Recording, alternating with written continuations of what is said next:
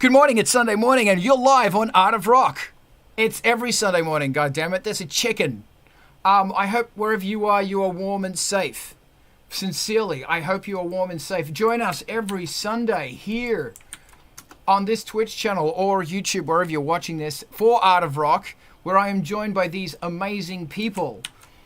This is made possible by Angelspit's Patreon.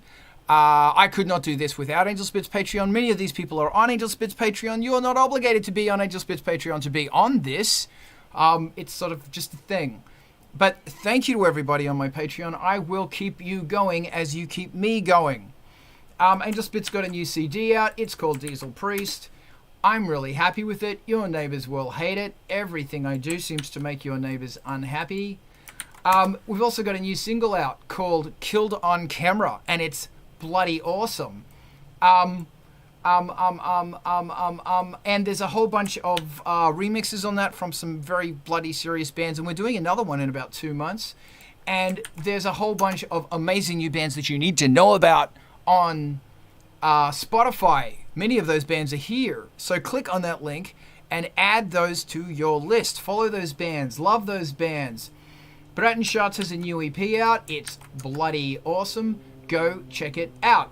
And if you want your music to be non-stop from the dark, bless the dark, follow MTV TV. And after this, hold on a minute, after this we will be raiding on over to MTV TV because it's preposterously awesome. And they also have a Patreon. So if you want to support and help a lot of new bands keep their thing going, or old bands or medium bands keep it going, MTV TV. I guarantee you are going to find a band that you like on MTV TV. And welcome to Sunday. It's Art of Rock. Your mics are live. Mark, you had a question. Gotcha. Okay, so my question is, I'm not sure the right terms for this, but what are the differences, and I guess I would say use cases, for a Roland filter versus a Moog filter versus a Steinway Parker filter? Okay. I'm going to throw the floor open because my knowledge on this is not that amazing. I sure could bitch about it. Alex, talk to me. Yeah, I don't have like the total answer either, but I think it's just a matter of taste and sound. So one reacts slightly different to the input than the other.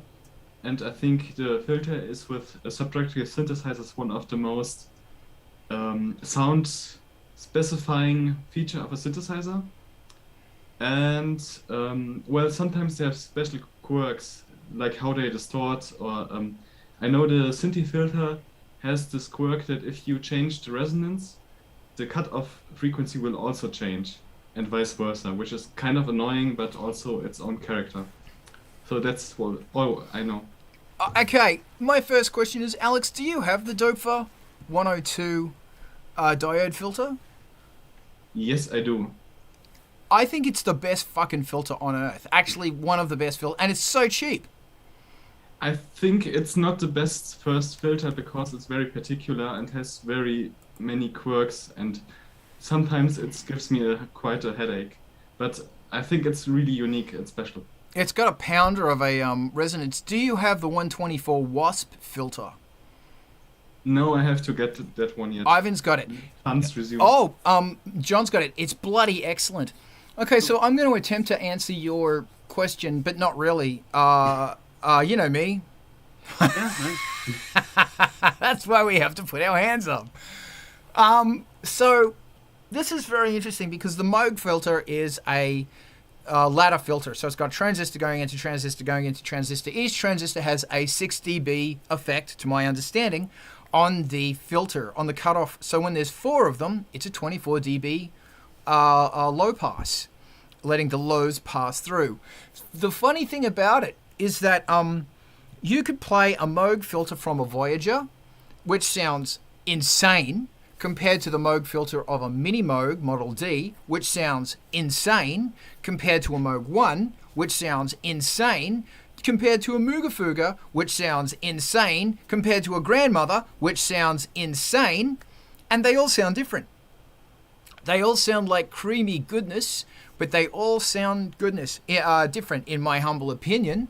The ARP 2500 sounds the closest thing to a Mini Moog, if not better than a Mini Moog, because it's fucking awesome. And it's the same technology. So I believe Bob Moog actually patented the ladder filter. I don't know what Roland did. But my whole point of that is if you listen to a System 700 modular versus a 100 modular versus a Jupiter 8, beautiful Roland filters, but they all sound different. They sound like they're from the same family, but they sound quite different. And I mean, like at this point, anybody who wants to actually do some research on this and go, okay, this is what's going on with the different filters, that's really interesting. Because I've always wondered, like, you know, because you mentioned you got the new Jupiter X. Yeah, X. Fucking, I got the M, but it's a great synth. It's such a good synth. Beautiful. People are losing their shit over that synth. Wonderful. Yeah. It's what's really interesting is that I'm always interested from a manufacturing point of view. They go, okay, well, we want to emulate a Roland Roland filter, which is kind of all the same technology, but which one are you going to take? Like, what are you going to take? Like, I used to have a module.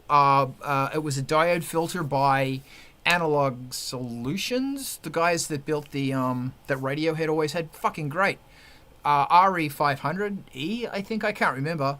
And it had a pre-1976, post-1976 switch on it. I don't know what it did.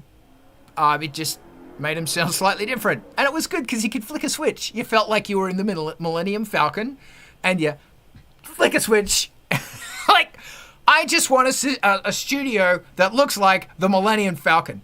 Steiner Parker, I don't care. Can it do the Kessel run in 12 parsecs? That's all I care about. We're not talking about Star Wars again. So I don't know.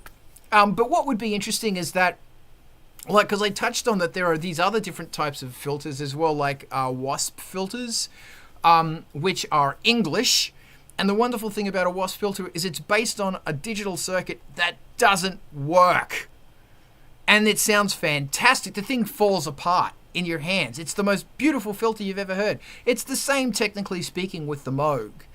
The Moog is it's overdriven. Scott, what was his name? Scott, the engineer who was the guy who basically drove the drove the oscillators and drove everything into the Moog, which is why it sounds so rich and bitey. There's so many frequencies in there that you can get into and filter out.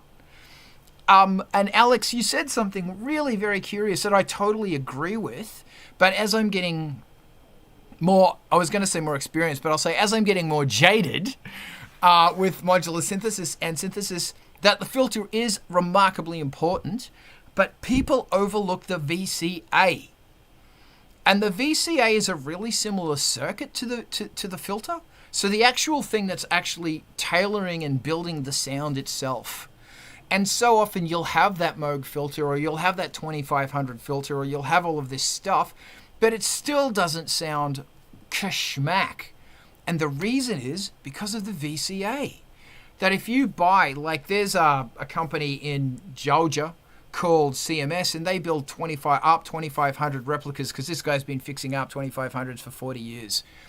And he's got permission from the Robert Perlman Foundation, Alan Perlman, forgive me, Foundation, to build under license the same VCA in that's in an ARP 2500. And when you hear that thing, it's amazing. It's like it's game-changingly good.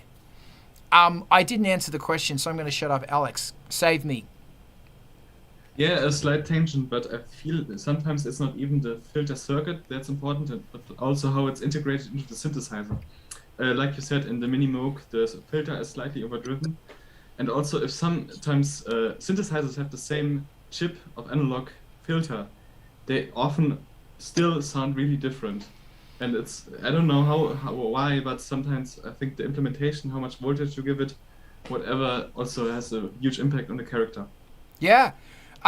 If you overdrive anything pre-filter, so you get it and you distort it, and it sounds really excellent when you have something doing an octave, and so you got two oscillators here and they're slightly detuned, you know, that trick, and then another one an octave lower or higher, if you overdrive them going in, it's going to start smashing them together so that the frequencies that are created by those clashing frequencies, those frequencies that are different, are going to start ringing. They're going to come out more. And when you drive that into a filter, and that's what I love about Dopefa, is that you can drive the fuck out of them. And I will say that every fucking Dopefa filter is the best filter you're ever going to get, except the 120 standard Moog copy filter 120. I don't like it. I think it's not that good. But they're, all the other stuff, all the CMS stuff, all the Curtis stuff, it's stunning. Absolutely beautiful, and it's so fucking cheap. It's repulsively cheap. And it's built so well. It's great. Don't buy that other German company that starts with B. Buy Dopefa.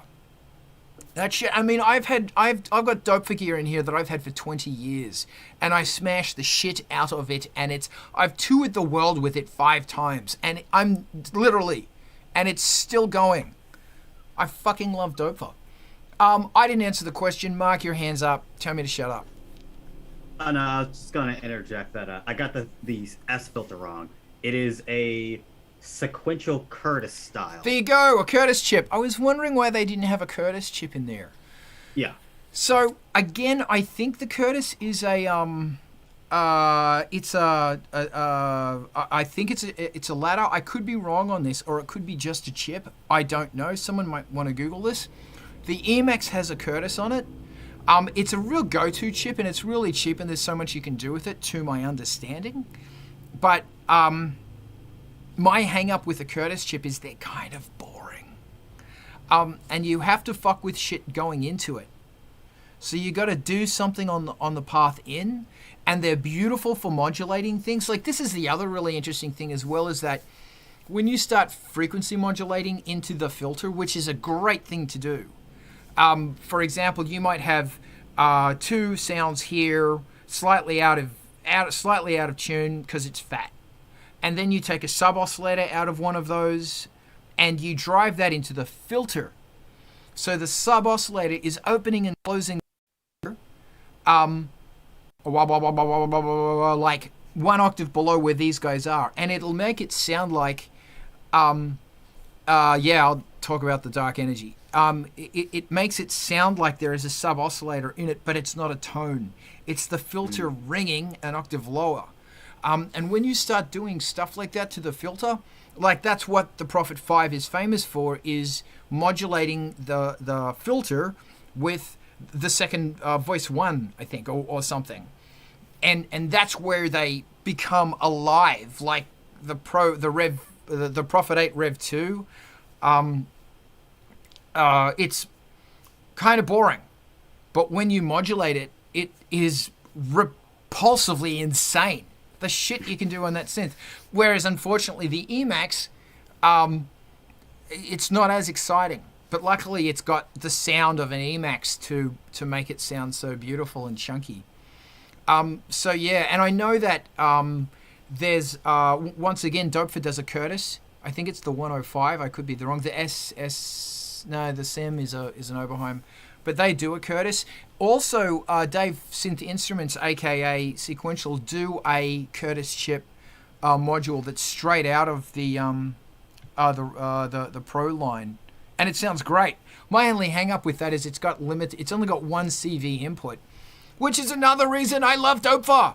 They have like 3 CV inputs, and each one's got an attenuator on it. I'm just going to shut up about Dopefa.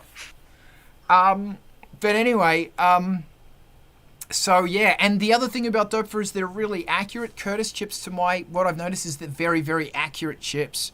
So if you do this tiny bit of, frequency modulating to it, it's going to bite it. It's going to be in there. Kind of similar with the Moog. Some not so much. Like, But actually, it's funny, the Rolands, I've found that they don't really want to frequency modulate all that much. Maybe I haven't had a lot of experience with them. But yeah, and the dark energy is just beautiful. It's, they're all Curtis. My God, such a synth. Such a fucking synth. But it's interesting. So, Mark, if I can throw it back to you, does your lusciously glorious Jupiter have a does it have a high pass or a band pass or anything like that, or is it just low pass? It has. Oh, can't see it because I think they're technically digital filters, digital emulations of a filter. Great. Because the big thing with Jupiter is that Roland is simulating hardware and software. Yeah.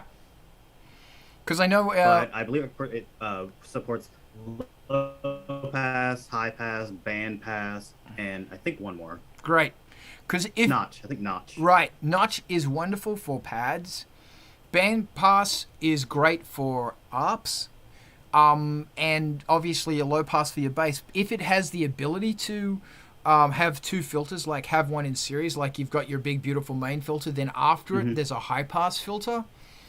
Definitely do that, because it's fascinating how much you can really use a high pass filter. Like use them on everything, and when you start modulating a high pass filter and adding resonance to it, they're lovely. Absolutely lovely. People just don't like is not officially sponsored by Dopefar. Yeah, I fucking love Dopefar. If you and remember overdrive, if you can overdrive the filter. And I know with that fucking Roland shit, because the new Roland, like I said, people are wetting their panties over that stuff. And they real quick, what did you say band pass filters were good for? Band pass is good for an ARP. A little ARP. Burp, burp, burp, burp, burp, burp, burp. And the cool thing about that as well is that you know how you can assign the frequency to be something certain. What you can do is while it's playing, you can be moving that frequency like this, obviously, but you can also be moving it an octave higher or an octave lower, or just moving it slowly all over the place. So it's actually moving with. You take the VC control voltage that's controlling your pitch, and you plug it into the oscillator. And that's also called the filter. That's also called tracking. So you'll notice that there's a little thing called tracking. The dark energy's got it. And if you put the tracking to 1, it means as I play the keys up the keyboard, the filter is going to move with me. Because if you've got this glorious low pass that sounds beautiful up here, when you play it up here, the low pass is still, it's not letting so many of these notes through because it's passing out. Whereas if it's tracking it, it'll move with it. Okay, yeah. Key tracking. Key tracking. Yeah, I know that term. Yeah. So, as usual, the rule is fuck with everything as much as you can. And synthesizers were made in an era where there were no rules. And it's pretty hard breaking this shit. My 7-year-old niece is still unsuccessful in breaking the dope file. Alex. I think if you modulate the notch filter with an LFO, you get a phaser-like sound. Great. Yes. And I think the XM, I hope that's the right name, I think that does like everything under the sun except some specialities, like its emulation of the Jupiter 8 doesn't do sync and cross modulation at the same time or something like that. Wow. Okay. Yeah, probably. Whatever. Yeah, I like it. So great. It's fucking great synth. Using a notch pass on pads is the most lovely thing. Like Alex said, it sounds like a phase. It just, when you listen to it, it's got that 70s big synth sound. It's just absolutely lovely. And another thing, if you're using a modular, do fun stuff like run. So I've got the 132, the dope file, well, a few bits and pieces, but I got the A132, which is a VCA. And the thing about -4, 132-4, and the thing about that is that you can hot them up in the back. So mine's a bit hot, as in it distorts. So I'll use that. I will take stuff out, stick it into that thing, distort it, then run it into the filter. So the filter is the last thing in the chain, not the VCA. And there's no rule saying you can't do that. Sure, cool, do that. So another cool thing to do as well is take all your stuff, run it through a reverb unit, run it through a chorus, then run it into this thing that's going to distort it a bit, so it smashes everything together and it brings out those frequencies, then run it into the filter. And if you've got a high pass filter, sometimes you might want to add a little bit of high pass to the bass before it goes into the filter, or even before it goes into that VCA that's distorting it, because some distortion is going to always pick out a certain frequency, and it's going to push that one most. The Moog, for example, pushes the bass, and that sounds like a good idea, but sometimes it's not. Because by the time you start getting a really nice high-end sound, the bass is obliterated. And you might not want that. So if you have the ability to run it through an EQ or anything like that first, do it. This is doing nothing for everyone's gear acquisition syndrome, and I apologize. Ivan, I think you're making notes. You're on reverb right now, aren't you? Oh, no, I'm just looking at my row of filters. Excellent. All right, hold on. I want to get at you. Alex, I see your hand. I just wanted to ask Mark if it also has like drum models, or if it's just for the melodic synthesizer parts. Yes. Let's see. We got it emulates the Jupiter, the Juno, the JXP, the SH, their line of XV pianos. And then, a rhythm section where, I know there's 808, 707, 909, and a bunch of other ones. That's great. That's it's everything you could want. Great synth. And it's it's 3 oscillators. It's one analog, one analog, and it's got shape shifters. It's got reptilian oscillators, doesn't it? No, okay. So I have the smaller one because I didn't have, I think, $2,000 to spend. I had $1,000. Well, no, I didn't have $3,000 to spend. I had like $2,000 to spend. But this one, I think it supports 2 oscillators, 2 LFOs, I think 2 envelope. Well, the filter. Well, I think 2 envelopes also, and then obviously the filter, and then effects. Excellent. There might be some that are buried deeper in the software, but hey. Dude, for under $2,000, I got a Jupiter, so I'm that's happy. Great. That's excellent. I just want to throw it at Ivan. Welcome, Ivan. Tell me, what's your favorite filter? Lately? Actually, no, lately it's been the Wasp when I'm doing Eurorack. On the Virus, it's all of them.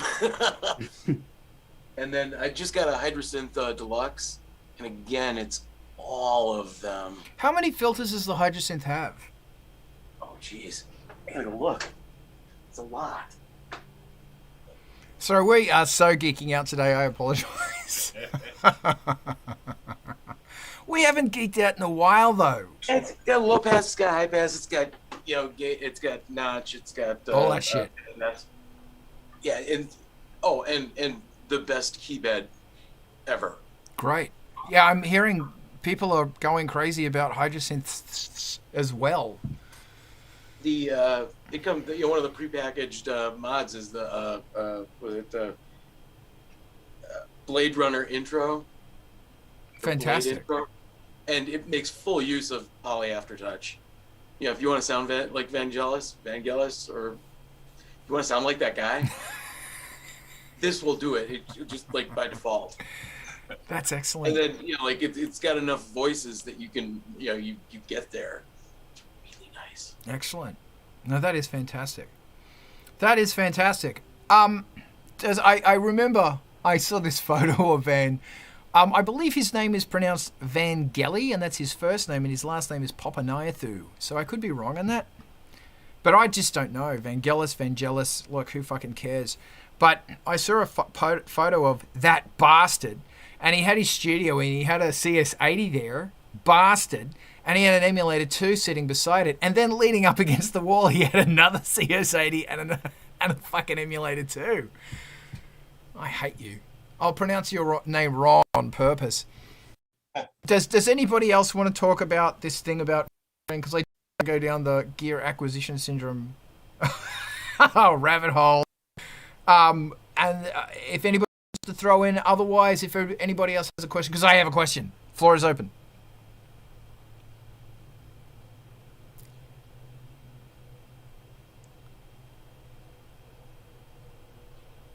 No, nothing. What's the question? Was there a question? My question? Yeah. Okay, so my question is, when you are struggling with your abilities, your timeline, the world around you, how do you keep making music? And you want to make music. So I'm going to take a break isn't an option in this situation, because usually it's a very good option to say, I'm going to take a break. But let's just say you've been trying to write a song for a long time. And the problem is you've been taking a break and taking a walk and da-da-da-da-da. And I remember, Alex, you once said, how do you stop the voices in your head from telling you suck? And everybody came back and said, shit, I don't know, but we have those voices too. So what I want to know is, how do you make music when you've got to make music, but you just can't because of self-confidence, because of all of those things that all of us share? Julius, tell me. Hello. First off, surround yourself with people who know that you don't suck and who tell you that you don't suck and who motivate you. And secondly, what I do, I like to look up to my musical idols and listen to their music, watch their videos, whatsoever. And it motivates me so much. So I can only recommend that. Yes. Excellent. Thank you very much. And also reminder that the Angelspit Discord, I think, is available to everybody. I have no fucking idea, but it's a very good community. Alex. Yeah, well, I think what works for me best is something that puts me in a situation where I can't think about things, but just have to do something like a deadline or somebody waiting for my files. Hey, you use. Yeah, I think that's what's the best thing for me. If there's something else where I can't think about it, but just have to do because I have to deliver. Other than that, I think what keeps me out of a rut is just having my favorite songs on and just playing air guitar and air microphone. I don't know, singing with it really badly, just don't caring. That's the best thing for me, but it doesn't help all the time, unfortunately. Thanks, man. I want to pick up on that. So, Brent, if I'm going to go after you, if that's okay. John, hit me with your wisdom. The science, assigning myself, like, it's like, you must get through this. Like, you know, it's the carrot on a stick. It's like, you want to play video games, you want to fuck off, you want to watch TV, you want to do something else. It's like, you have to earn it. It's like, you know, it's like, make your bed before you get to do something else. It's like, just, you know, do it. And I back in November, I did this thing, Novembeat, where once a day I made a piece of music, and some of it was good, some of it wasn't. But it was like getting myself into the exercise of doing it every single day. And the first time it took me a really long time, like I spent like 3-4 hours on it, and I, you know, finished it and it was like, okay, yeah, that sounds pretty good. And this is not sustainable. I can't do this. So it was like putting myself in a different mindset. Towards the end of it, it was becoming more natural. It was easier for me to like produce the music, produce the content, and just say, fuck it, you put something out there. It's like, yeah, that's a little funky. I'm going to take a risk here. I'm going to just like put it out there, and you know, go through it.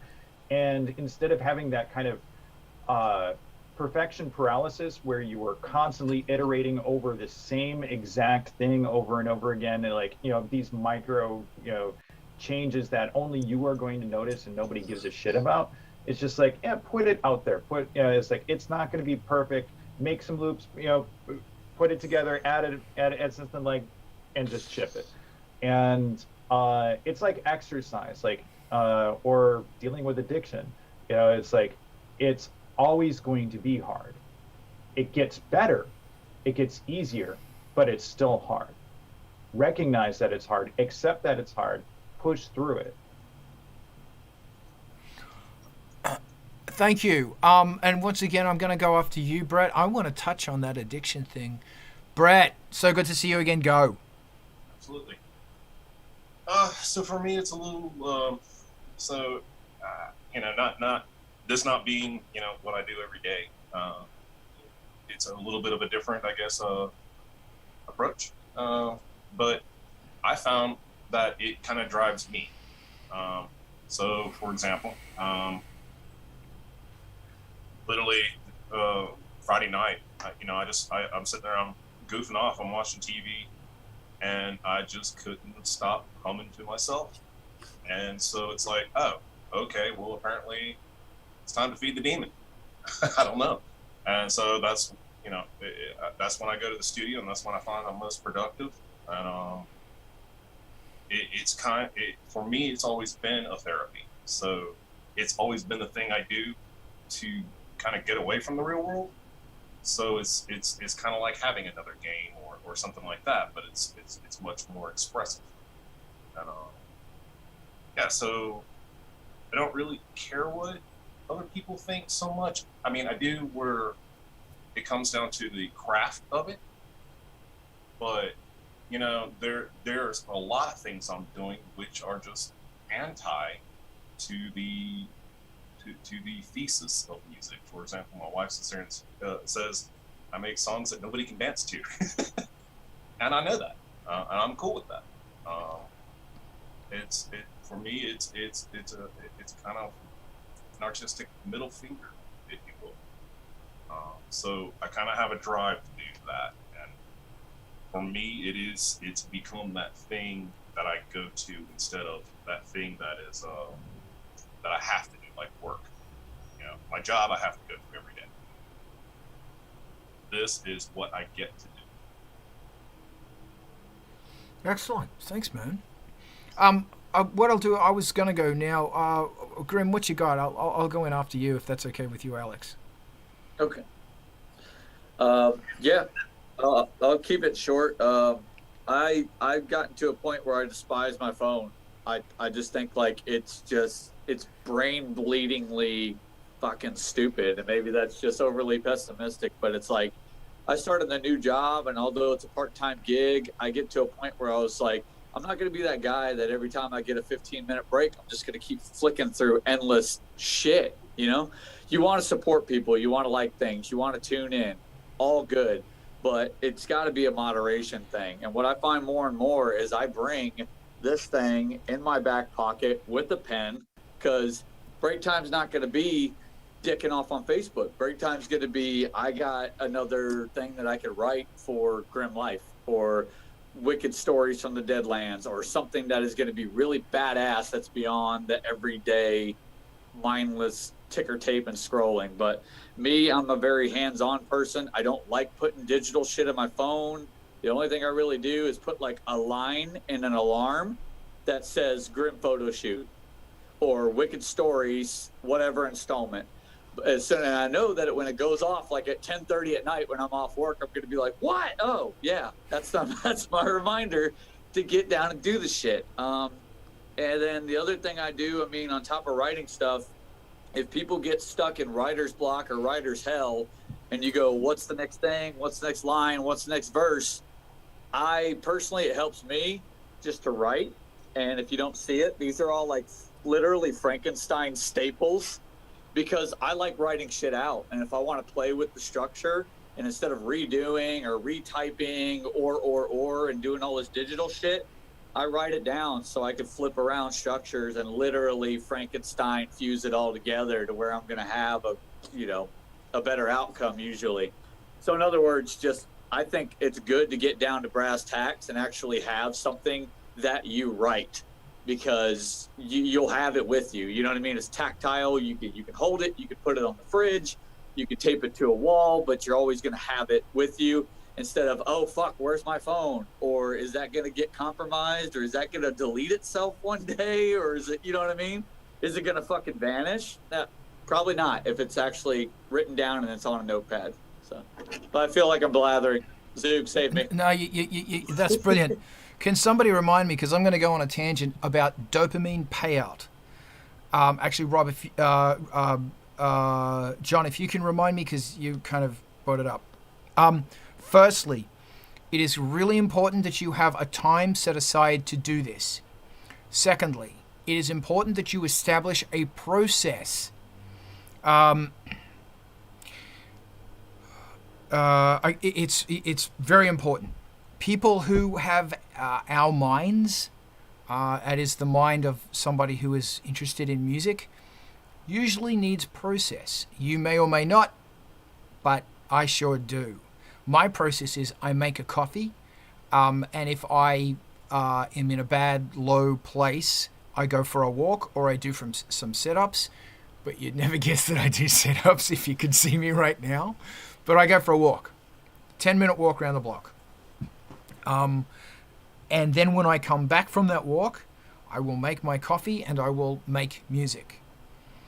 Secondly, and that's really important because the walking is a process to get your mind into the place to make music. Making the coffee is a process to get yourself into making music. I try not to drink or take any substance. Therefore, I will go for a walk. I will do something to get my head out of my head.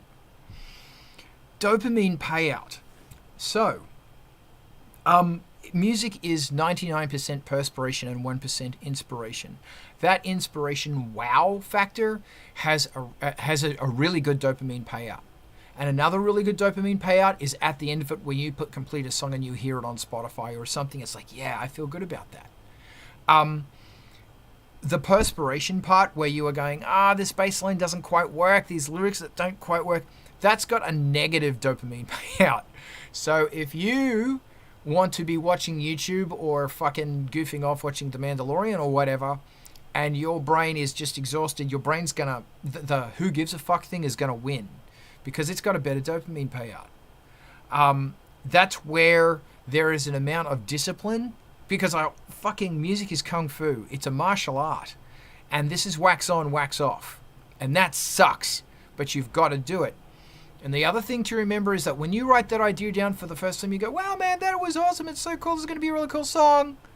But when you're working through that song, you might find that song sucks balls. Yeah. So what you've got to do is you've just got to work through that because originally the song was strong. The idea was strong enough to capture your imagination. You jaded bastard. It caught your imagination and it gave you a flow and a dopamine payout. So it's there. The spark to ignite a brain is there. First step. Next step is you have to hone it and get your metal, stick it in the fire and bash the shit out of it until it is taking the shape that you need it to take. And that's the part that sucks. It's shitty work, and I've talked about my whole thing of pre-6 before. Like when I work on a track, I'll spend 4 hours on it or so. That's draft 1. Another 4 hours, draft 2. Not usually for me, that song sucks and I want to kill myself until I get to draft 6. So I've spent about 20 hours on it before it is even resembling anything that's of any use. 20 hours. So a lot of people consider me to be a kind of an okay composer, and it takes me 20 hours. And I talk to people and it's like, how long have you been working on the song? Oh, a few hours. How many is a few hours? Oh, 2 hours. Or it's like, keep going. Like, I'm actually not that much, I'm not a very good composer. It's just that I'm a persistent, stubborn bastard.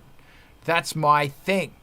And I will fucking smash the shit out of it, and then I will, until it takes the shape I want, then I will gently hammer it into place until it is smooth. Then I will sand it down and polish it. And then you'll see it and go, wow, man, that's amazing. And it's like, thanks, there's 100 hours work in that. And I hear you guys playing your demos and stuff, and I think that's really brave of you. I will never, never play you a demo because mine are terrible. They're awful. So I don't know, maybe it would encourage you. Wow, if Carl writes a crap song, maybe it's all right. My struggle's okay. So that is my thing. 1, process. 2, you've got to keep at it.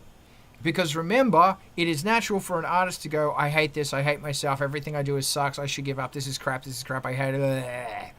That's the spiral, and if you suffer the spiral, unfortunately it's normal. Maybe it's not normal, but unfortunately, most of us here go through that. So don't fucking stop. And when it sucks, and when you hate yourself, and when you go, I can't write another good song again in my life. Has anybody ever had that feeling? I can never write a song again in my life. I've lost the gift. Yeah. You just got to keep going. Alex. One thing that I've read but never managed to fulfill, but I think if I could, would benefit me greatly, is from John Cage's 10 Rules for Students and Teachers. And it's one rule which was like something like, consider everything an experiment. Like, this is not the final product, just try things out. It doesn't have to end on a record. Just try things and maybe something will come of it, maybe not. That's okay. You learn for the next time. Yes. And if I could just throw in really quickly, another amazing person to watch is Brian Eno. Because Brian Eno's got a lot to say about writer's block and the creative process, and it's inspiring. Julius, the floor is yours. I believe there are certain imprints in our brain, and I think it's useful to try and trigger them when you are stuck in this very musically bad place. So, for example, when I can't go any further, can't work on this song, can't work on that song, can't mix, can't do anything, I try to do something that is somehow music related, but that's connected, that has a positive connection in my brain to music. For example, makeup for me, or listen to music that reminds me of mine and inspires me greatly. That's all. That's really good. And if you're into makeup, get done up before you do a session. It really, here's Rob. It really, really helps. John.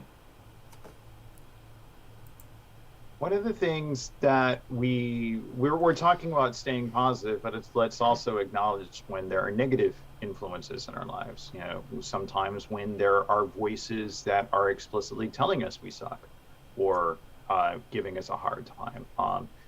There can be value in that, but it can also be incredibly demoralizing.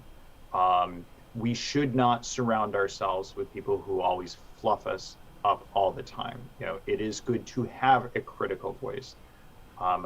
It can go too far. Ex-wife had, when I was first starting to make music, compose music on my own, I used a product, Sonic Foundry Acid, and it's very loop-based. Works well. If you look at where Ableton is today, like some of the genesis of the way that it approaches both warping and loop manipulation in ways that you can compose songs can actually be very similar. You know, so it's neat seeing how things have evolved. But you know, part of their ecosystem is also like having a lot of loops. You know, you buy loops and buy sounds, and you know, and then you would use those as building blocks to put things together. And you know, I'd be listening to things like Cold Cut or DJ Shadow, and or DJ Kondo, and and all types of artists who would be using sound from other sources that have been pre-recorded, but using them in a new and novel way and mixing them up. And so in a similar way, I was taking some of these off-the-shelf sounds and, you know, interleaving my own touches to it, you know, adding my own, you know, synth lines, doing, you know, sometimes I would create like entire, like, you know, solos that were me literally, instead of like playing it on a keyboard that I didn't have, I'm programming it out like note by note. You know, so, and the criticism that I was receiving was, oh, you're not making music. It's like, you're just playing other people's notes and sounds. And I took that to heart after, you know, a few years, and I basically quit music for more than a decade. Like, I played live music, I played trumpet, I played piano, I played in other things, but like I stopped making music for myself. And I still regret that decision to that day, because I would be in a very different musical place had I continued, had I had the same persistence. With that said, when I came back differently. I came back and focused on using synthesizers and avoiding samples. I still use samples occasionally, but like I'm concerned about clearance and rights and making sure that everything is clear. And I'd rather make something on my own, just more from a legal protection than using something else as a building block. But it's sometimes you have to recognize that there is a toxic voice in your life that is giving you undue influence, and you can say no to it. And they might be right, but they might be terrible too. So both can be true. Carl, you got a finger there. No, I'm gonna let. Thank you though, but I'll go in after Eric because I want to talk about toxic voices. Graham, thank you, John. Hey, so if I may, if you'll indulge me for a minute or two, I would call back to Zoog's Blitvert about church. I know you guys are recording artists and the like, but I mean, every now and again, you got to take the time if you're going to do something to get you in a headspace. Put on some instrumentals, put on your get shit done music, and organize your space. Organize your cables, clean gear, clean off your desktops, whatever you got to do to get in that headspace of making what you're going to make. I think that's undervalued or not thought about as often. But if you're going to do something creative the next day, then you prep for it the first day, And the reason I wanted to point this out, it could be very, very simple things. But for instance, I am absolutely in love with one aesthetic when I record vocals for my Wikitories. I've got this fucking badass green flame. I actually put on a costume. I put on a black hood, and I get in the headspace of, this is going to be fucking awesome because I'm prepping ahead of time, Yeah. And it's just the night before. I hang my shit up. I'm not going to be scrambling around looking for my cloak, my hood, my green flame bulb. I ain't looking for shit.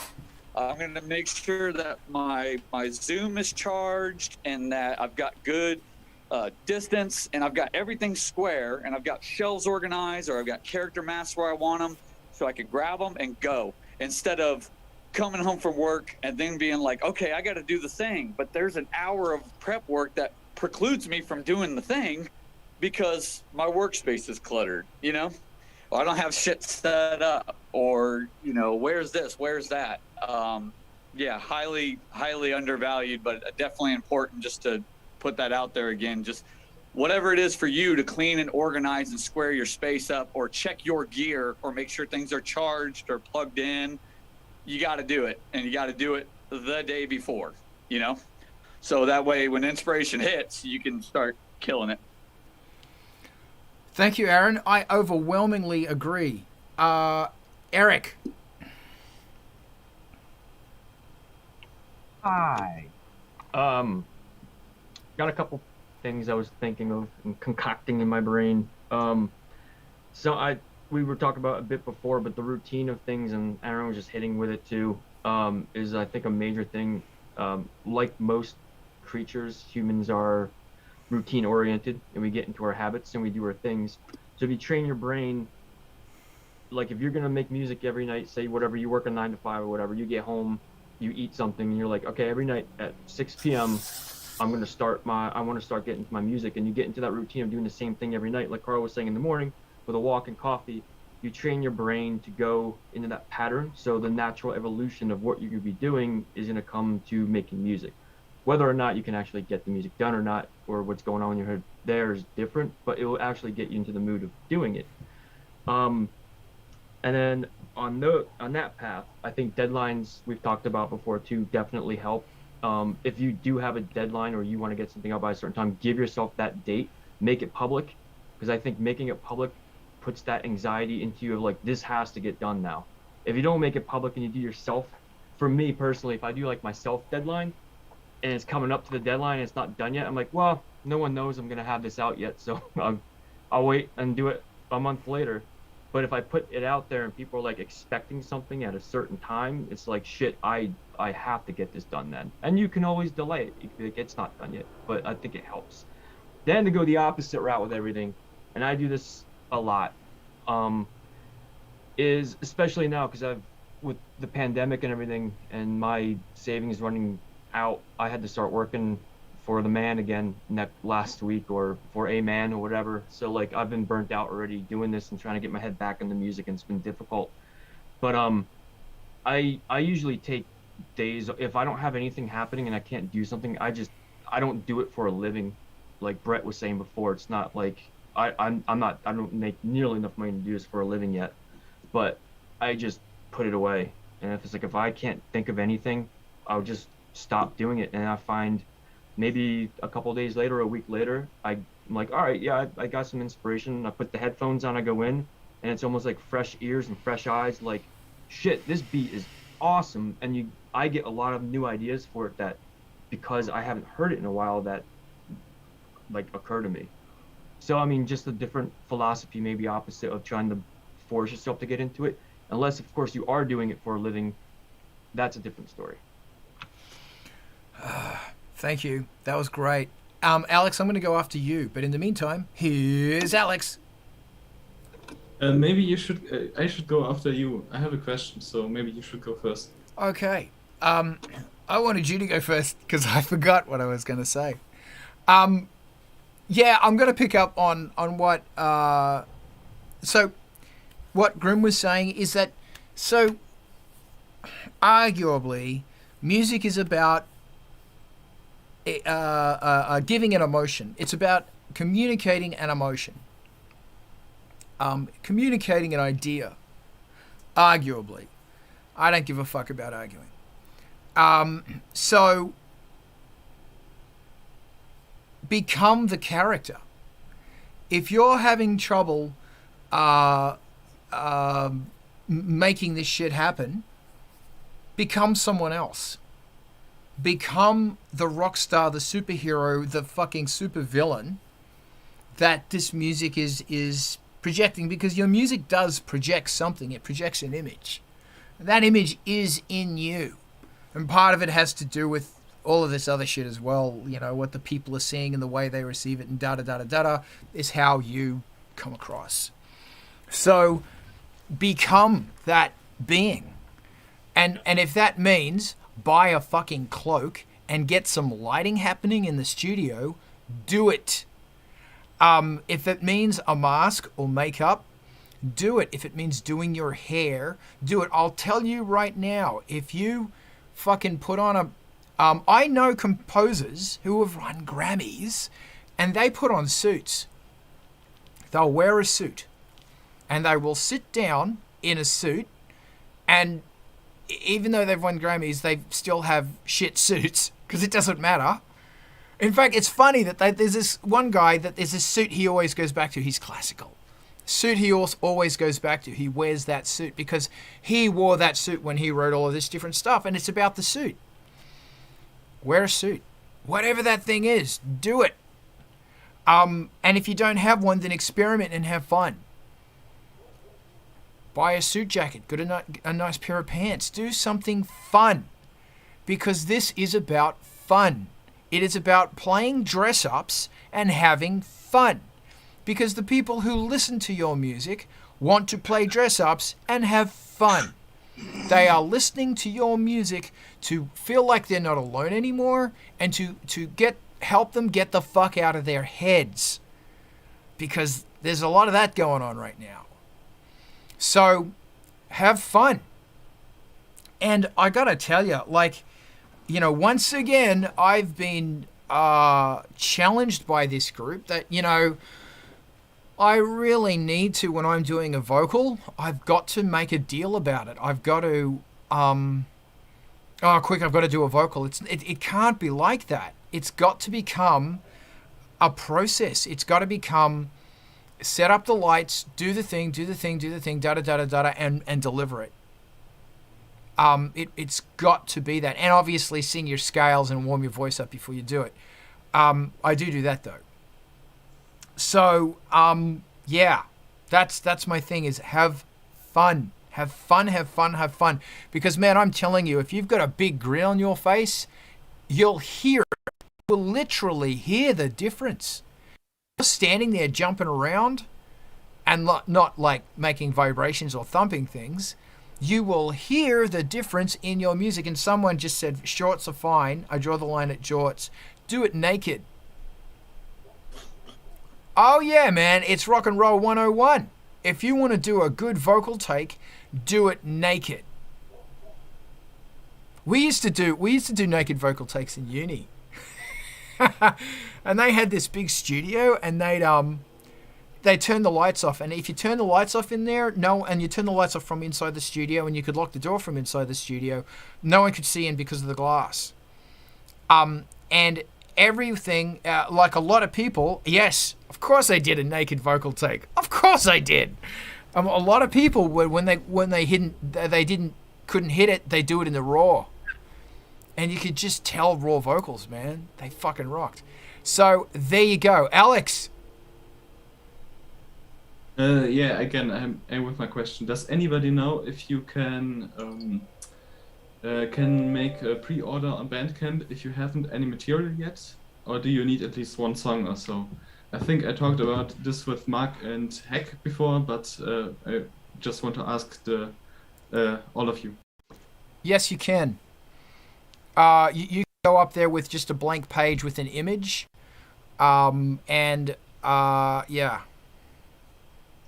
Can the image change, or does it Yeah, have to be the whole thing can change. Every single thing can change. You can even pull the audio out and put something new up there, which is something fun because you put an extra track on a pre-order, and that's the downloadable version, and then you take the track away or something. I don't know. Yeah, you can change absolutely everything on Bandcamp. You can't on a lot of other things. Like once it's on Spotify, that's it. Did anybody else want to jump in on that, or do I throw it to Ivan? I'm going to throw it to Ivan. Everyone gets their name sung here. Get used to it. Nice.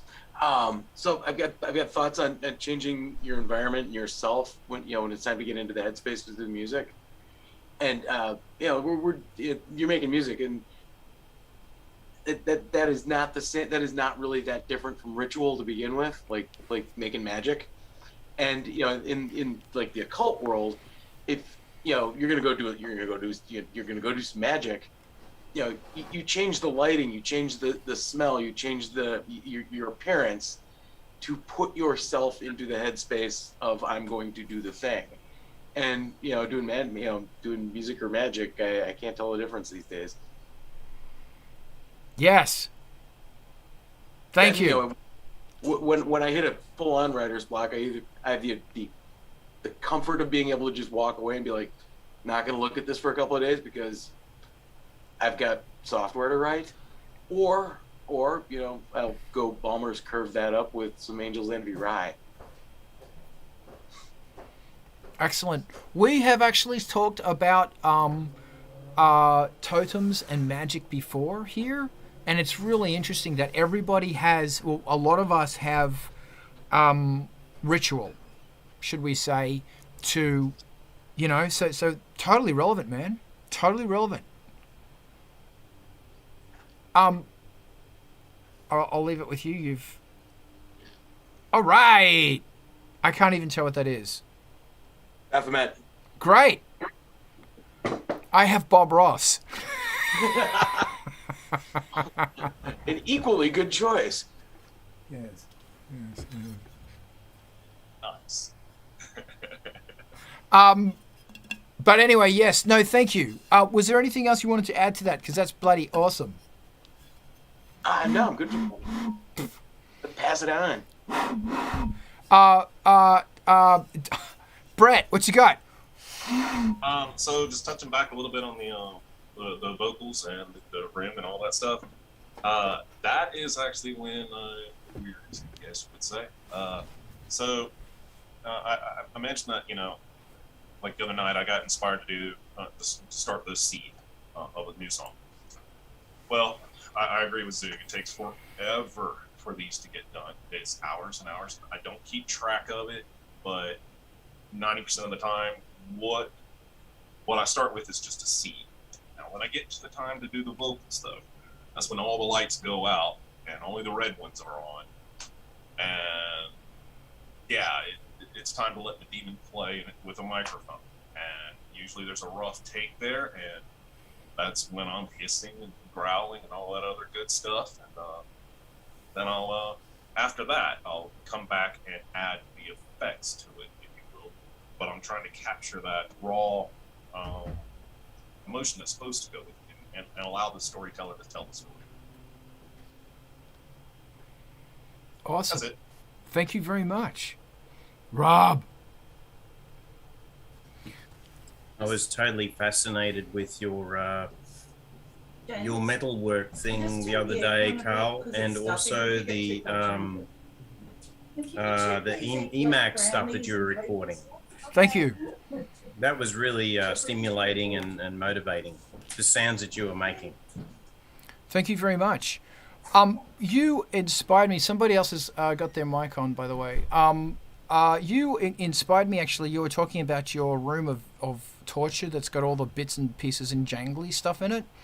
So that was, that was a big inspiration as well. Like the whole old school sampling thing. You never get sick of that shit, man. It's bloody awesome. Yeah, you talked about ritual and having creepiness in the shed with all of the steel hanging around. Kind of like Texas Chainsaw Massacre vibe, and wearing a mask and hitting the metal is completely fucking trippy. It's amazing. Yeah, well, man, that's what ambient dreams are made of, ambient nightmare dreams. There she is. You got to record that shit. Hey, while I've got you here, Rob, we were talking before. Do you know, because you're a hardcore electronics guy, do you know a lot about the actual filter design of a ladder filter versus a Roland filter versus diode filters? Do you know about that stuff? Yeah, a little bit. Okay. Can I put you on hold? What I want to do is I want to throw you in after Grim, because we were talking about that earlier, and I'd love to hear what you have to say about, like, from the actual electronics side. That's fascinating. So if you could just hold on, and thank you again. Mez! Hello. Yeah, I wanted to share because it seems relevant with the talk of ritual and all that. Yesterday I was hanging out at a friend's place. He's like trying to build a studio in his apartment to like make music and stuff. And like he had a Theremins that he hadn't opened until then, and we set it up and I was playing with it and I was just having an awesome time. And like I knew I was gonna work on music that day, so I like put on like a button-up shirt, some nice jeans, and like a nice like lacy jacket, so I could like totally be in my element. And I'm like there and I'm like playing with this theremin, and I just like I could like sense the powers of the music and stuff. And there was a moment where I was like, are you guys cool if I imbue this instrument with the power of Satan? And it was a good time. And just like getting on the process of like getting in the headspace to make songs, and like working with other people on recording those songs and stuff. And I just wanted to share that, like all the stuff about ritual and like wearing the right things and setting stuff up for the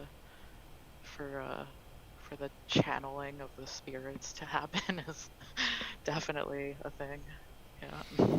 That is amazing. And Maz, if you get a chance, like if you have more Theremin time, learn to play that instrument, because you will come up with things in that instrument that nothing else comes up with. It's a really interesting interest. And I'm not talking about emulating it on a synthesizer. I'm actually talking about spatially moving yourself and allowing yourself to play quarter notes, eighth notes that are or are not in tune. And research Clara Rockmore. Was it Rockmore? Fucking learn that instrument. So the really interesting thing about it is that, so I actually have a magnet implant in my hand, which I got, I want to say like 8 or 9 years ago. So I've been living with a magnet implant in my hand for 8 or 9 years. And oh, bye, Brett. Good to see you, Brett. And because I've had this magnet implant, I have a sense for. I have a little bit of a sense for magnetic fields. Like if I go down an electrical panel, I can tell you where the transformer is without opening the panel, because like it gives magnetic inductance. And so I feel like I have an interesting sense for that. And playing with the theremin, I'm like, yeah, this is like I could feel the speakers here, and I'm like sort of like feeling around the magnetic field of it. So I want to keep playing with it. It's so much fun. Awesomeness. Bloody awesome. Grim, I want to throw it to you, then I want to throw it to Rob. Okay. Yeah, I would touch back on the thing that we probably said at least 200 times, but like have fun with whatever you're doing.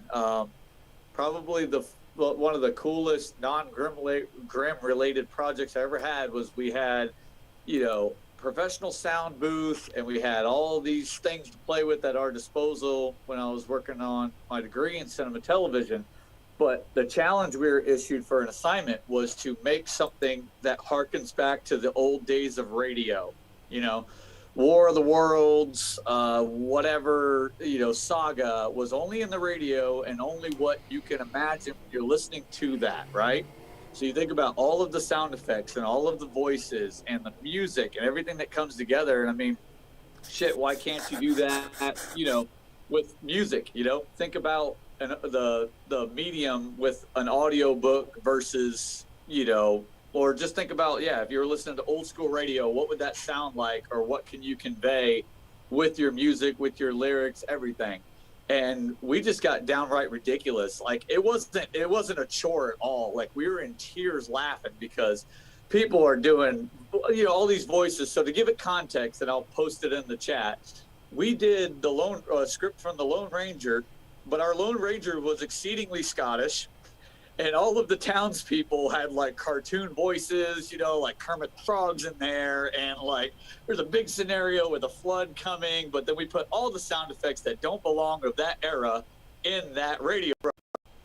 There's cars and spaceships and ray guns, and you're like, what is happening? But like I said, we were literally in tears in between vocal takes because we just had so much fucking fun. Just being like, this isn't an assignment. We talked to other groups and they're like, man, it was fucking brutal, man. We had to record everything like 8 times, and it's really hard to like pull emotion out of people. I was like, well, I feel sorry for you because we found 2 or 3 things that were going to be the most brutally funny twists and just pulled them into a script and just had like the best time. But there's no reason why you can't do that where you're at, Like, it doesn't have to be a forced thing. It could be just, fuck it. I'm going to have some fun with it. And if I were to be a little more constructive, I'd say set up a list of options that you could write on the wall for different variations of your vocal takes, and just notes for yourself, This one is, I'm falling off a cliff, or I'm hanging from a rope, or, I'm crawling on the ground, or shit, I don't know, crawl on the ground, and have a mic within distance. But the point is, there's a lot of things that you can tap into and you can play with, but yeah, just have fun. It shouldn't be brain bleeding trying to do 12 takes and hating life, Totally agree. I actually know a vocalist who she does her vocals when doing planking. She'll do planks. Yeah. And she can plank for more than 30 seconds, so it's like, wow. But she'll and the strength in her vocal is amazing because she's planking. Thank you, everybody. That was fantastic. Rob, tell me. So we were talking before about Steiner-Parker filters, Steiner-Parker filters, and Moog filters, and Curtis chip filters. So from your perspective, tell us about the engineering behind a filter or not. So you mentioned ladder filters before. Moog or Moog, however you want to pronounce it, is kind of famous for having its own Moog filter, which is a ladder filter. And what that looks like is a lot of capacitors in parallel at different frequencies. And if you can imagine your mixing desk, and imagine that every kind of band is going through a channel of your mixing desk, a different band. So you've got low bands going through channel 1 all the way up to high bands going through channel 12 or whatever. And if you normally, that strip would have some gain, so you can slide up and down your gain for that particular channel. But imagine if you're distorting the signal coming through by slowing it down. And so instead of hearing one band go ear, you now got 12 bands all going, like the Dolby sound at the beginning of a movie in the cinema. So it's more impactful. There's lots of channels. Effectively, there's lots of channels in a ladder filter. They all get compressed down to usually stereo out or mono out. So it's all going to get merged at the end. But the way that you're controlling the slope of that change is characteristic of the Q factor of the filter, or all of the filters, the resonance. And you can control the resonance with the capacitor values, the diodes that are running down the side of that ladder, or it can be the transistors that you're using down the side of the ladder. It can be the orientation of the transistors, and I won't go into too much detail, but you've got your base, your emitter, and your collector. How you combine those with your capacitors all the way down the ladder makes a big difference.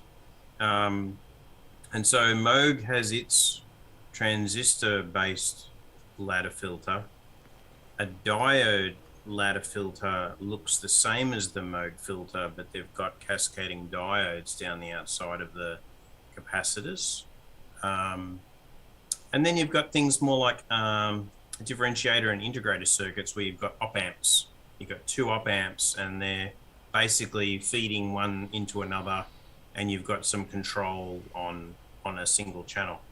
The difference there is it's really the feedback and what you're doing with the feedback in the filter that matters. So some circuits will have a single feedback in to the base of the transistor, which is the top of the symbol of the transistor, and it'll help trigger or control the flow of current through that transistor. And so you're able to control the flow through all of those capacitors by turning the value up and turning the value down. So you'll get very different characteristics and different filters depending on the circuit design that you use. When you ask about Roland, that's pretty tricky because they have a whole bunch of different filters. And if you want, I can just drop it in the chat. There's a really good example, a link, which will give you historically every different filter circuit and schematic by Roland device. And they'll look very different to the Moog ladder filter. But yeah, that's probably enough. Otherwise we'll get a little bit too detailed. That's bloody amazing. Thank you. I was completely wrong about everything I said. Thank you, man. I've never had that explained to me before. That was fantastic. Does anybody else want to jump on anything else pertaining to Eric? Did I confuse everyone, or was that just No, that was you just cleared up a whole bunch of shit. That was, well, for me, that was fucking great. All right, well, check out that Roland link because it'll have a lot more info. And don't be afraid to experiment. Go onto eBay, buy a couple of little components. You usually get a cluster of 4 or 8 in a chip. Get that little hobby board and start mucking around. It's exactly the same components that are in your modules, Carl. It's exactly the same components. So, and the cool thing is you can still buy all of the filter chips that have ever been pushed out into any favorite synth. I've bought tons of SEM filters, Roland filters as integrated circuits on eBay. They range from 50 cents up to $60 each, depending on how rare they are. But go knock yourself out. Just don't make the magic smoke come out of them, because it's really hard to get the magic smoke back in them. Thank you, sir. That's brilliant. Eric, Eric. Oh, I just wanted to share. We were talking about Theremins before. I think I showed this like close to a year ago, but I have this bad boy, and I absolutely love it. I didn't know you had a Theremin. Yeah, this badass Mo Theremin, and it's a. I haven't recorded with it yet. I haven't experimented with recording it and putting it in songs, but just messing around with it, and it's amazing. It's very soothing and just, you know, obviously ethereal. But another awesome thing too is the Theremin is the first electronic instrument ever created. So it's just history too of electronic music genres. And Clara Rockwell is just, if anyone's never seen her perform, I definitely recommend checking her out. She was just phenomenal. Shredder. One of the greatest musicians ever. What's that, Carl? She was a shredder. And watch how she played it with her hands. The way she actually played it. So she didn't go like this. Yeah, she basically sign language to it. Yeah. And it was incredible. Beautiful. I've got that same Theremin you have, but mine's broken. Oh. Yeah. That's bloody a bummer. awesome. But anyway, it doesn't matter. I used to have the Dope for Theremin as well. But I did sell it. And it was signed by Skinny Puppy. Why did I sell that? I don't know. But yeah. Theremins, baby, they're fantastic. Does anybody else have anything else that they want to bring up, a question they want to ask, something they want to add to? I just wanted to show off my Theremin too. This is like I don't know, some guy makes it and sells them for cheap on eBay, because like just like Rob was saying with components, where like you can just buy components and make filters and stuff. You can buy components and make a Theremin. That's fantastic. Like it's more simple because it's only the one antenna. It doesn't have the side one.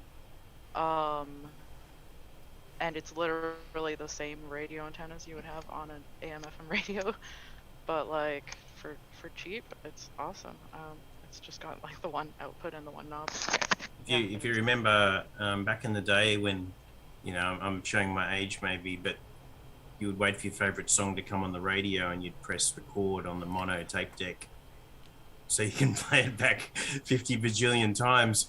But if you were lucky, you had one of those mono tape decks with a long wave radio setting on it.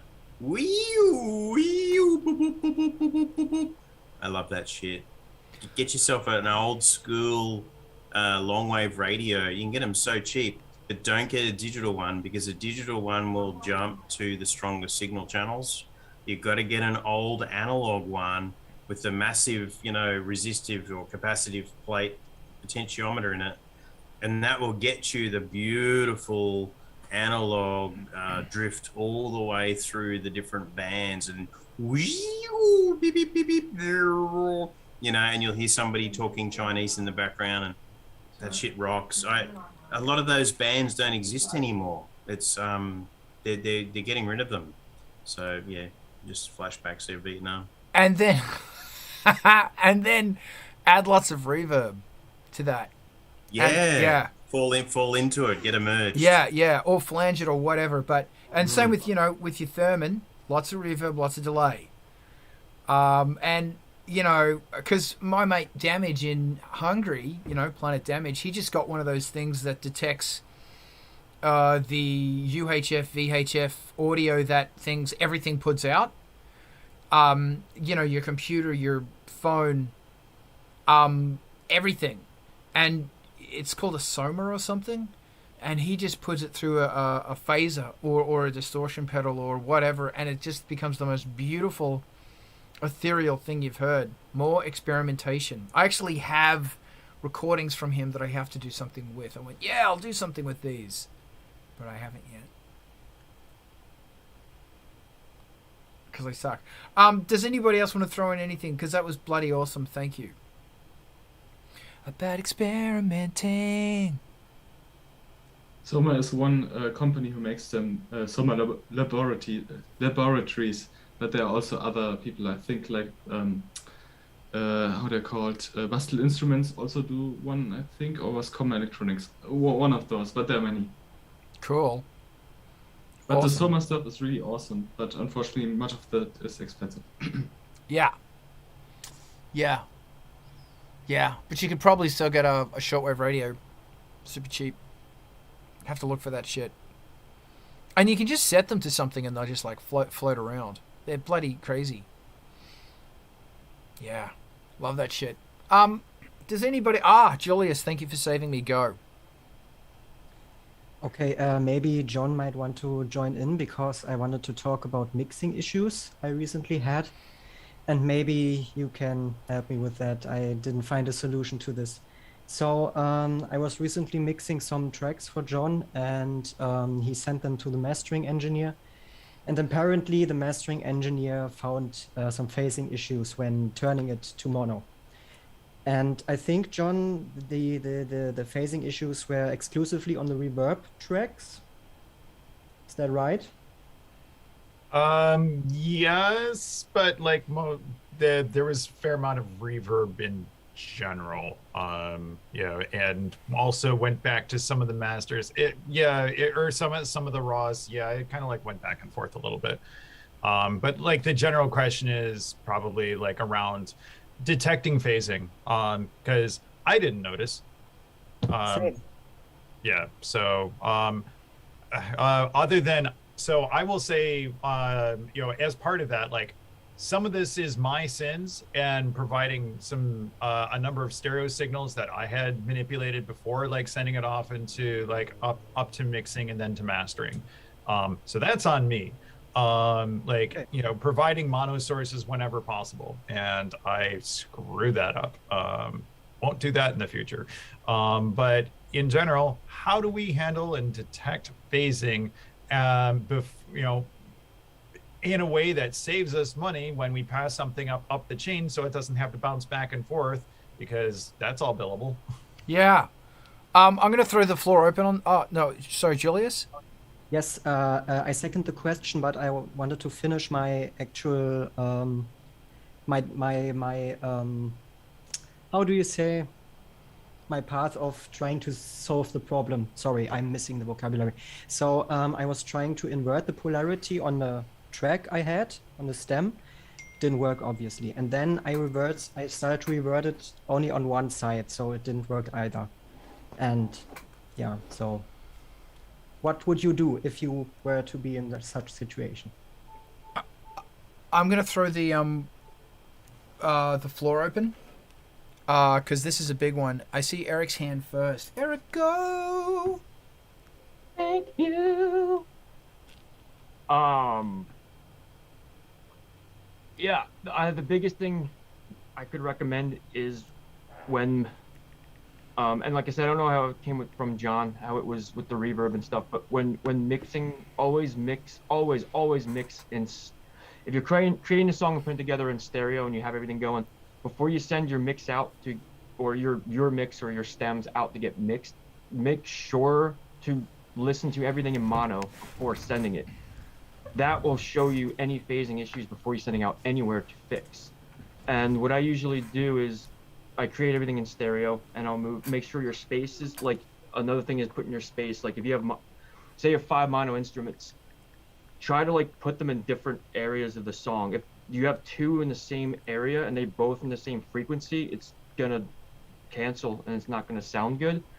So what I like to do is when I have my tracks of my instruments, I put it into mono and I'll single each instrument and then listen to it as it goes.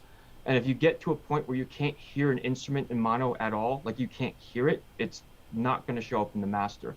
So if you send it out and you can hear it in stereo, mono is completely different. So like I said, if it's canceling in mono before you even send or do anything, and also try to do it without any effects on it first. But if you're getting the stems with the effects on it, reverting back and doing it's not gonna always fix the issue. I don't know the technical reasons why, but I found that it doesn't. It's hard to revert back and change something that's already been done, that's been sent out. You'd have to do it from the source itself before doing it. You can't fix an issue that's already messed up from it. But yeah, my advice is always mixed in mono, because you will hear every phase issue all the time with it. And if you if they are clashing, ways to fix it are going to each individual instrument and putting an EQ on it and changing frequencies within the EQ that you want, or literally just re-recording the whole, getting a different stem or re-recording that instrument in a different octave also helps, because what happens is the phasing is from same frequencies and same octaves, and they'll just cancel each other out, and you won't hear it in stereo ever. You'll always hear every instrument in stereo. It's when mono comes is where you hear issues with everything. And even balance within instruments in mono is much easier than stereo. You can hear what's too loud and what's too soft. Perfect. Alex.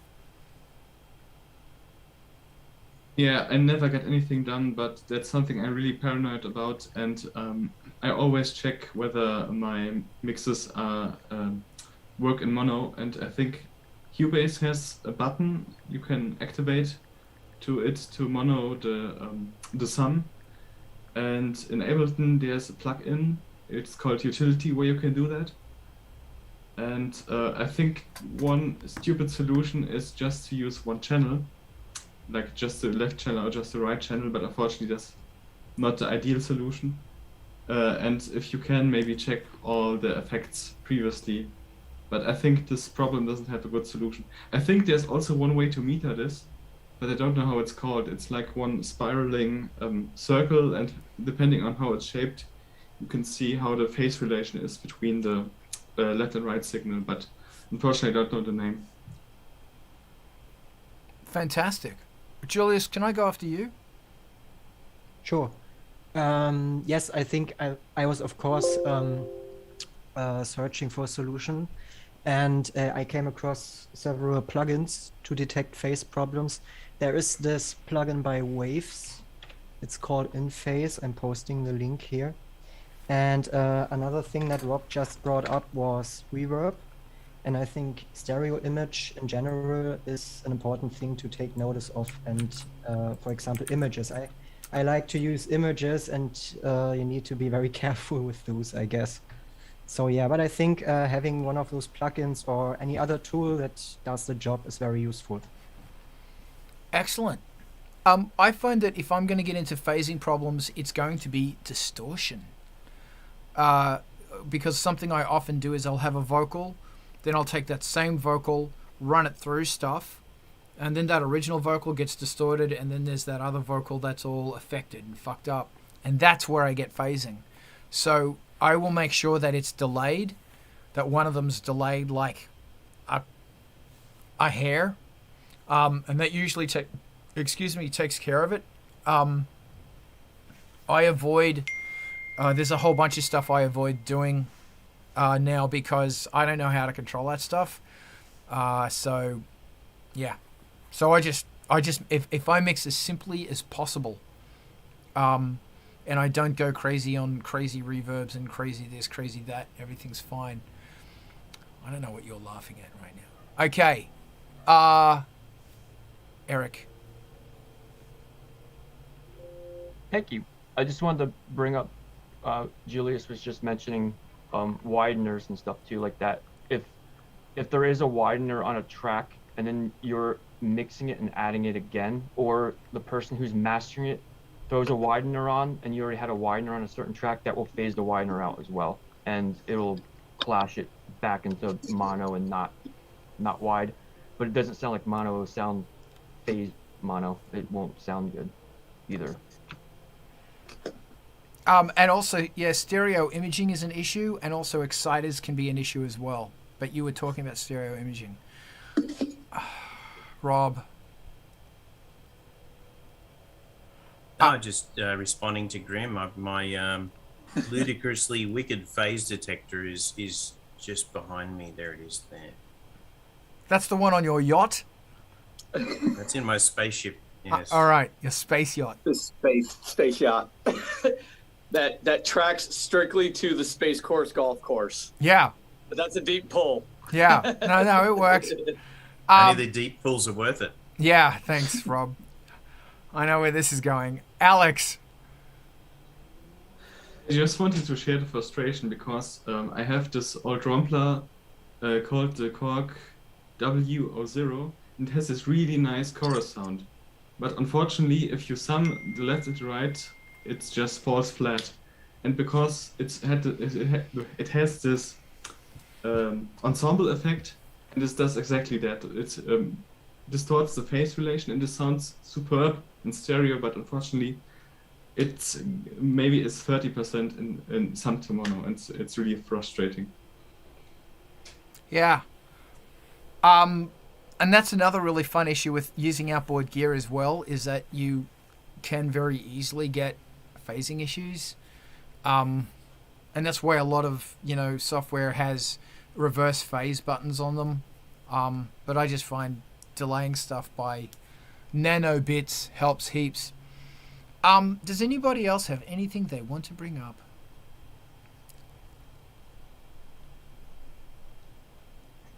Hello. Hi. I know I emailed you and I know you responded. I just wanted to bring up the spreadsheet for for making an album, because I'm looking at making my album this year, and yeah, I just. Okay. So I've got I've got one that breaks each song down and looks all right. That one. I will get a version of that. Somebody has to remind me for next week. And we'll run through that. I actually did a blip vote on that as well. And I'm pretty sure this is already online somewhere. I'm not sure. Creative Project management. Thank you, Aaron. Thank you so much. Is that it there? Someone just put it in there. Is that it? Aaron, did you just put it? Who put that in the chat? Alex, you're the best. There it is. Maz, go get it. Sorry, my wife's texting me. Thank you. There it is. And then there's a bloody YouTube video as well. If somebody could find that, because if I go on the web, I'm gonna fuck up my bloody connectivity because I hate my life. And that will has a whole bunch of really good information. The video is really good. The video will run you through that. And I hope it's helpful. I think it's helpful. As something really important is you can only go forward. So you can only fill in the numbers when you are confident that those numbers can be filled. And somebody got the video for me. So it's in the chat, and now it's there. There it is. Ow. Thank you for making my life easy. And we could cross that. We could talk more about that next week if you want as well. Does anybody else have anything else? I feel like we're dragging a bit. We could just call it if you want. Yeah, maybe we call it. Yeah, okay, let's call it. All right. Thank you all for coming. What we're going to do now is we're going to raid on over to MTV TV, because apparently there is some crazy festivals today. Let's raid. And thank you for joining us. And if you're in the Zoom, stay around because we're going to chat afterwards. Bye.